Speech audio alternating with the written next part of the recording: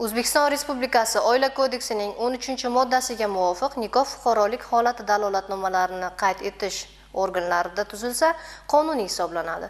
Fuqarolik holati dalolatnomalarini yozish organida qayd etilmagan har qanday nikoh noqonuniydir. Jumladan, shar'iy nikohdan o'tib oila bo'lib yashaganda ham nikoh qonuniy deb topilmaydi. Quyidagi qonuniy qayd etilmagan nikoh keltirib chiqaradigan 5 ta muhim oqibat borasida to'xtalamiz. Birinchi oqibat, qonuniy bo'lmagan nikoh javobgarlik keltirib chiqaradi. O'zbekiston Respublikasi Ma'muriy javobgarlik to'g'risidagi kodeksning 473-moddasiga asosan nikoh fuqarolik holati dalolatnomalarini yozish organidan o'tmagan kelin-kuyovlarga diniy nikoh o'qilsa, ma'muriy javobgarlik keltirib chiqaradi.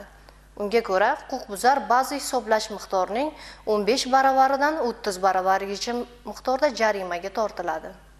Agar shu qilmish 1 yil ichida qayta takrorlanadigan bo'lsa, jinoiy javobgarlik ham kelib chiqadi. Ikkinchi oqibat, noqonuniy nikohda bo'lib turib ham aliment undirish mumkin. Oila kodeksimizda ota-onalarning o'z farzandlari uchun ta'minot berish ularning majburiyati sifatida ko'rsatilgan. Agar bu majburiyat ixtiyoriy ravishda bajarilmasa, sud qarori bilan aliment undirilishi mumkin. Aliment undirishda ota-ona qonuniy nikohdan o'tgan yoki o'tmaganligi ahamiyatga ega emas. Bolaning biologik otasi yoki onasi ma'lumligi aliment undirish uchun kifoya. Bolaning tug'ilganlik haqidagi guvohnomasida otasi degan joyiga shu erkakning ism-sharifi yozilgan bo'lsa, undan aliment undirishi mumkin bo'ladi. Tug'ilganlik haqidagi guvohnomada otaning ism-sharifi ko'rsatilmagan yoki bolaning otasi ekanligini tan olmasa, xotin sudga otalikni belgilash va aliment undirish to'g'risida da'vo arizasi kiritishi mumkin. Bunda sud otalikni aniqlash bo'yicha DNK ekspertizasini tayinlaydi. Ekspertiza natijasi shu erkakni bolaning otasi ekanligini ko'rsatadi. Da'vo qanoatlantiriladi. Uchinchi oqibat, qonuniy qayd etilmagan nikohdan tug'ilgan bola merosxo'r bo'la oladi.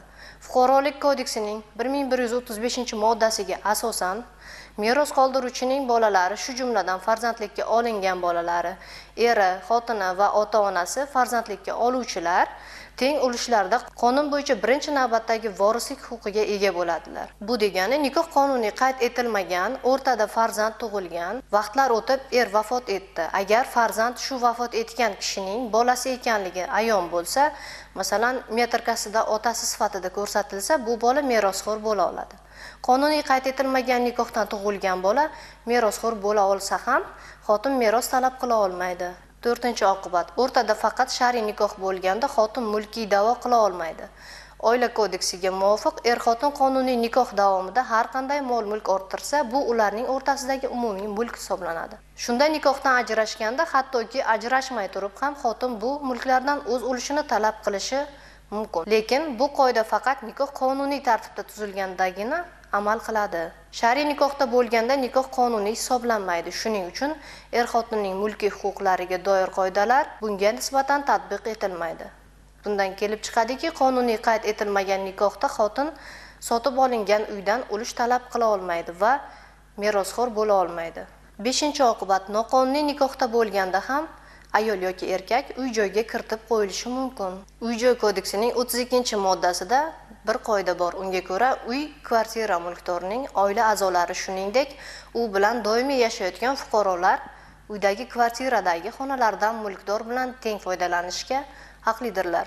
Misol uchun, erning nomida uyi bor. U noqonuniy nikohdan ayoli bilan bu uyda 4 yildan beri doimiy yashab keladi. Bu ayol yoqmay qolib, uni uydan chiqarib yuborishga haqqi yo'q. Ayol bunday vaziyatda uyga kiritib qo'yishni so'rab sudga murojaat qilishi mumkin. Chunki ayol bu erkak bilan mazkur uyda doimiy yashab kelgan. Shu tufayli undan mulkdor, ya'ni bilan ushbu uyda yashashi huquqi vujudga kelgan.